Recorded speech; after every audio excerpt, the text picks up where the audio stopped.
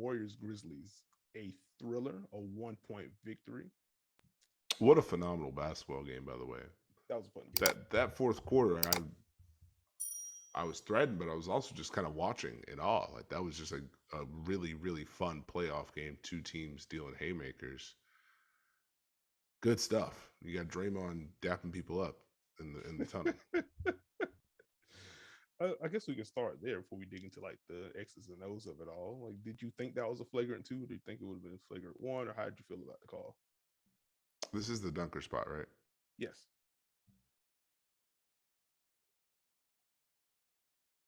Next question. All right. I No. That man got ejected and went on and recorded his own podcast. I'm not making that mistake. You're not getting me thrown over the top rope. Nope. Why would you actually watch games? What do you mean? Don't matter. Nope. I know that's such an amazing switch. You get ejected from a game, your team wins, and then you just go record a pod. And like I'm not even saying that in a hateful way. It's just such an extreme switch. Like normally you have to wait for like a press clipping or a news conference. Nope, I'm gonna put this out. You got you got podcast screenshots on the timeline before the episode drops. They're coming soon. The volume, like, all right, this is what. I mean, he had plenty of time to record. I understand. Like, I respect it. I guess to answer my own question, like I fell into that should have been a flagrant one camp until I saw the alternate view where I saw him like hit Brandon Clark in the face pretty cleanly, and then like you can't do that, accidental or not. Like you can't do that. That's a lot. Anyway, on to the X's and O's. How did you feel about the way? How did you feel about Memphis against Golden State small lineup, or the newer version of the small lineup since Dre went down? I mean, there's differences. I was intrigued with how Golden State starting out Gary Payton the second and putting him right on John Morant. Told me what time it was with that lineup, Mm-hmm. and how hey now we're gonna make whatever Draymond is involved in a switch and keep in front. I was more fascinated by like the other things in this one, to be honest with you. Just noticing the differences because it's a different series for John Morant this time. It's not two on the ball every time. So you can see he's playing with an element of freedom. You can see his mindset is shifting where he knows, hey, I can get a switch, I can drive and score. And maybe I don't see 9 bodies immediately. It's different. Think about in the Minnesota series, Memphis would run horns 35. They send it off away from the big, and it's a switch that you don't necessarily want. Mm-hmm. Here, it's Steph Curry. And now I can back out, and I look to my left, I look to my right. Wait, they're not right there? They're not already in my lap? I can do a crossover, spin, get in the paint. There's more comfort for him. So I thought that was important. Just the mismatches that he can create, just the dribble penetration that Memphis could have. I thought Jaren Jackson Jr. also is in a different series, which I had anticipated just because Minnesota had the size to take a lot of the stuff off the table and Golden State doesn't at every position. So now you can see the post-ups, the seals, the rebounds. Now he's in a flow hitting threes. Third quarter. It just has to be fun for Ja to be able to drive, not immediately see help, draw help, and now make a kick, as opposed to everyone's staring at me. I take true dribbles. They keep staring at me. Now I'm kicking and they recover. That to me was the big difference. What were your takeaways as far as Memphis against that small lineup? They have pockets to attack. They just have to attack them consistently. And on the other end, and I think my big takeaway in this game was Memphis's defense. Because it got better in the second half, but there were so many lapses at the end of possessions for them. Yeah, they really set the tone with Tillman. You wanna spin the block on that one? We're doing show and recovery again with Steph Curry. That's great stuff. I take it you are not a fan of that strategy against Steph Curry. No, they need to find a coverage for him in a hurry. I mean, if you're going to start him, that's okay. But you need to find something that you want to live with him defensively, or else what are we accomplishing? Like, I know you don't want to go exactly straight small and match up with Golden State in that way, but it can't be that. Because if he gets a bullseye on him, it's a little bit different than in the Minnesota series. Yeah, there's a lot of shooting that you have to deal with, and a lot of yeah, that's yeah. A little bit worried about Xavier. I did like when we won. This is a game. Jaren scored incredibly well, and you mentioned that how different things look, how more the drives were a little bit more open, more post ups against wings. Like he got Wiggins a few times, he got Clay a few times. He had fun. He had fun, and then once the three started falling, he lost his mind in the third quarter. That was probably my favorite part of the thread. With those both of the teams were just going back and forth. It's like, oh well, here's Jordan Poole. Oh, there's Jaren Jackson Jr. again. Oh, there's a jaw drive. There's Jaren Jackson Jr. again. There's a Clay shot. There's a step back. There's Jaren Jackson Jr. again. I'm just like, yo, this is the Jaren we were promised. This is what he can do when the shot's falling. And this is what he can do when he's actually on the court and able to establish a rhythm. So let's keep that up so we can see more Jaren in the series.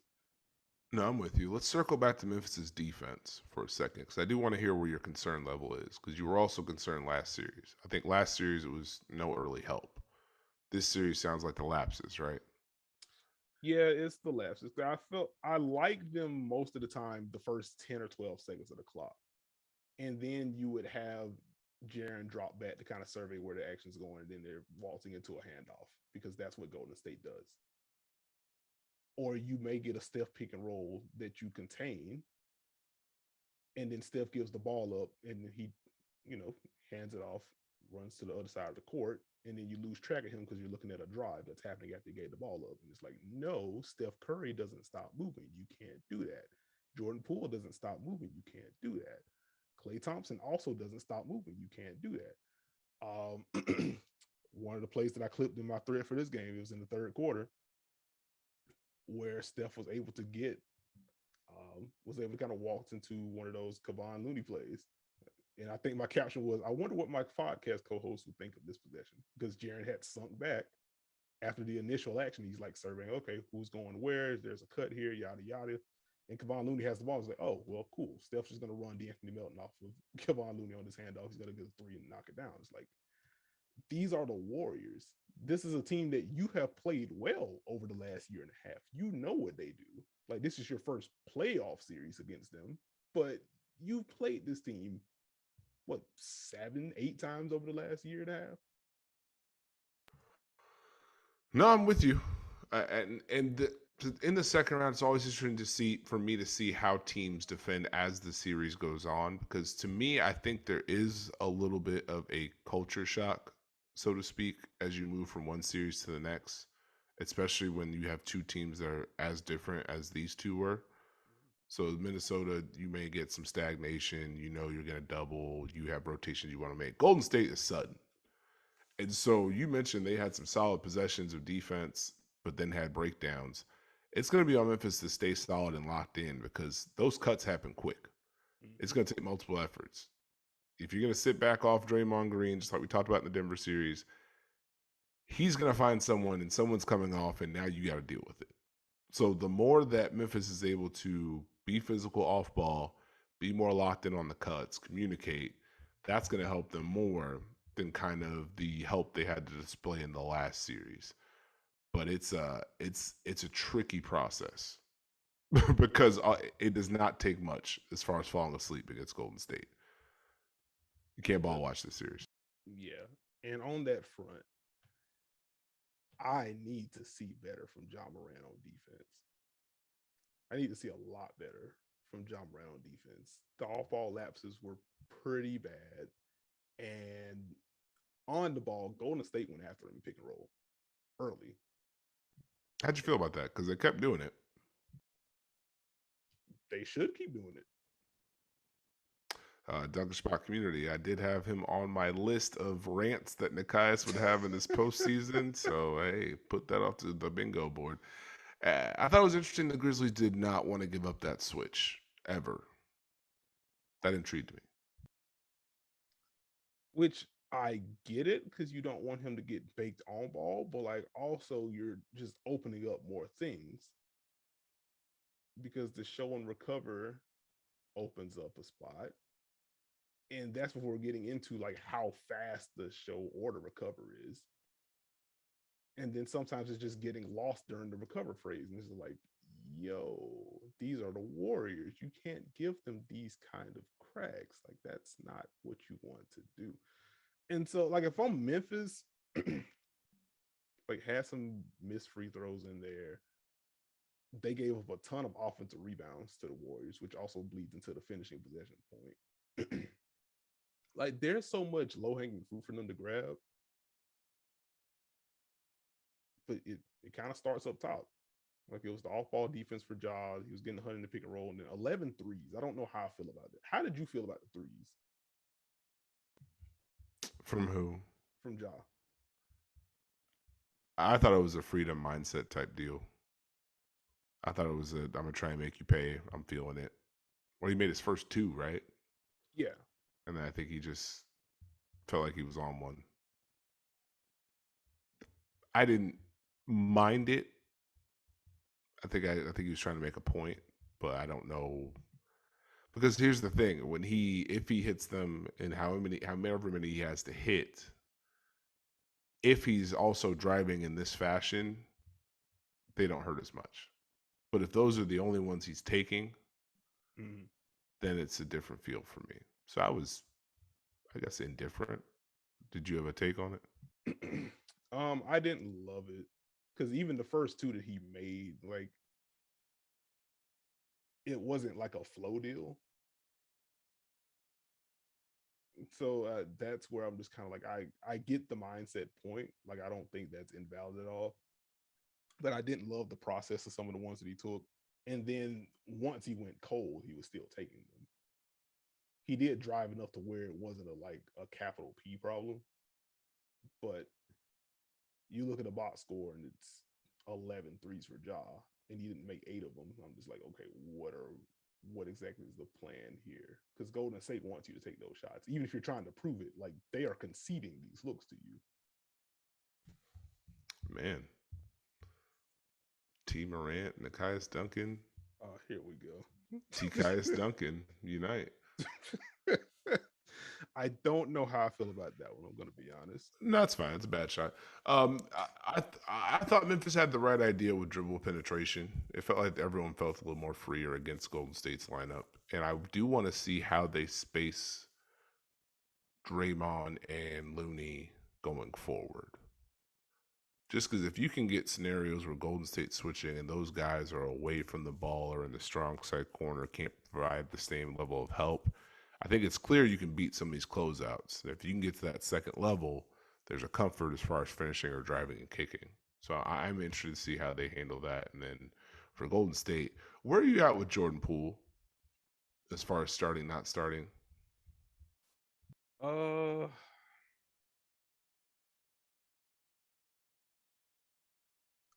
Honestly, like, I think I'm probably okay with him coming off the bench. Like, I get why you start GP2, and they got enough out of him offensively to make that worth it. Because they did use him as a screener quite a bit. He got free on a few cuts. Again, more lapses from Memphis defensively. I think if you get enough from him offensively, the point of attack defense on Ja, like, it makes sense. All right. I had reached a point during that game where I was like, hey, there's no way you can't do it. But I've been mad wrong before, so it's okay. I do like the point of Gary Payton actually being able to be a screener in this series because of some of the matchups. That's important. I'm surprised we didn't get a Melton rant out of you. He bought some stuff on defense too. But if only. Here we go. He did also get some timely boards. He also made some threes. Like, he played well overall. So no Melton rant from me. It was nice to see him back on the court. I guess we can start there because he had fallen. We didn't see much of him in that Minnesota series. So nice to see him. I want to see how they try and unlock Desmond Maine and Dylan Brooks in the next game. You Can get one Dylan or Brooks does Dylan Brooks need unlocking? I guess is the question. That man airballed an open corner three. I was like, okay, if this is the Dylan Brooks we're getting, it ain't like he gonna be shy out there. Oh, jeez. how'd you feel about Golden State putting Curry on Desmond? Not a surprise. I didn't think he was gonna get Ja. Like he probably switch on to him, which he did switch on to him a few possessions, and he let Ja know about it late in that game when he got the block. But no, not a surprise. Um, I don't think you want to put him on Dylan Brooks just because that's a lot of physicality and antics. You don't really want to make Steph deal with that on both ends. And so with Bane, depending on what actually they're running him in, like I think Steph is going to be fine there. So I think that's going to be the spot for him until Memphis is able to make him pay. That's the key. They gotta win that matchup early and often, to me. But it's gonna be a series, man. It is going to be a series. Can I throw out one more shout out before we get out of here? Andrew Wiggins? Yes, Andrew Wiggins played himself one heck of a basketball game. Klay Thompson slander continues. How's the wait a minute? How's that Klay Thompson slander? How many big shots this guy have to make before you mention his name? What he put him ahead with a three. It was a great shot. Actually, on the Klay front, how do you feel about him taking on the Tillman matchup? I liked it. That was I think he's important for them defensively. So, but I'm gonna let you have the ISO and either slander Klay or apologize to Wiggins. It's fine. I have no reason to slander. Well, no, I don't have reason to slander Klay. I will say Ja went hunting for him towards the end of the game. That was interesting.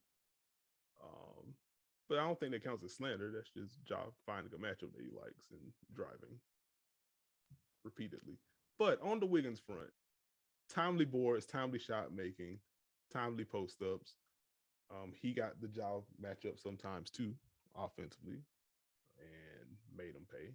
Again, just not a very good Ja defensive game, but Andrew Wiggins made a lot of little plays in that one. Golden State does not win without some of the plays he made, especially late in that game. So just wanted to shout out the hashtag All Star for a minute. I'm with it. I just want to see, does Memphis's multiple efforts increase defensively? Are they more locked into the movement? Can Golden State be more solid defensively if they're going to be small? If they're going to switch, can they keep the ball in front? Because Memphis has a mindset to drive the ball in a different fashion than the last series. How much Curry and pick and roll are we going to see? Do we see more help or doubles against Jocks? I thought Gary Payton II had a great defensive play late in that game, not just on the last game winner where he literally saw Ja going to half court and walked with him and pushed him back further, but also when Ja had a drive, I think Curry switched on to him and GP2 had great late help on the spin. And does Ja balance the ability to score with now knowing when the help is coming, kicking? There's just so many questions I want to see game 2. And that's the fun. Like, I want to see the next game. I want to see how this develops for both sides. It's good stuff. Also, there's 2 things I want to fix. Okay. Please, please, please. A lot of y'all in polos spend a lot of time watching film, breaking down the game, putting these reports together. If Kevon Looney is on the perimeter, he's doing one thing. If you're guarding Steph Curry, you see Kevon Looney on the wing, please do something and be ready. If you're big and Kevon Looney is spaced on the perimeter, I know you want to sit back in the paint because he can't shoot. He's not going to. He's setting a screen, and you're going to be flying out at a shooter and putting your arms in the air. We've only seen it for like 9 years. Also, number 2. Look, man. And it's 3, actually. Okay. But Cal Bridges is coming to set a screen. He's slipping. And if Jay Crowder is bringing the ball up for the Phoenix Sun, Devin Booker is flying off something. I don't understand. You think they're gonna run pick and roll?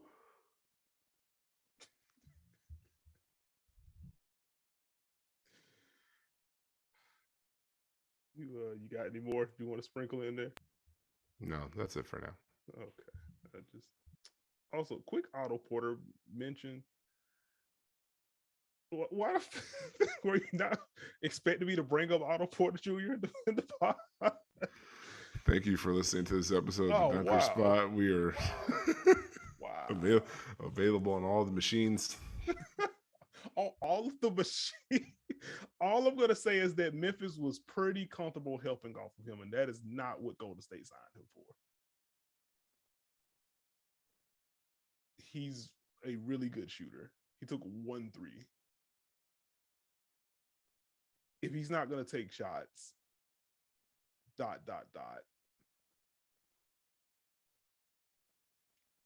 They just go more Kuminga at that point. I see where the bid goes. What do you mean the bid? Vouching for the young guy over the veteran. Let me check his age real quick. It's not even that. It's just like, man, like they were stashing smaller dudes on him. They were helping off of him. And I'm just like, yo, the entire point of bringing Otto Porter Jr. in so you can't do that. Or at the very least, you can't do the help off thing. But we talked about some of the Porter at the 5 lineups during the regular season and how fruitful they were because of the threat that he provides. He just has to be aggressive.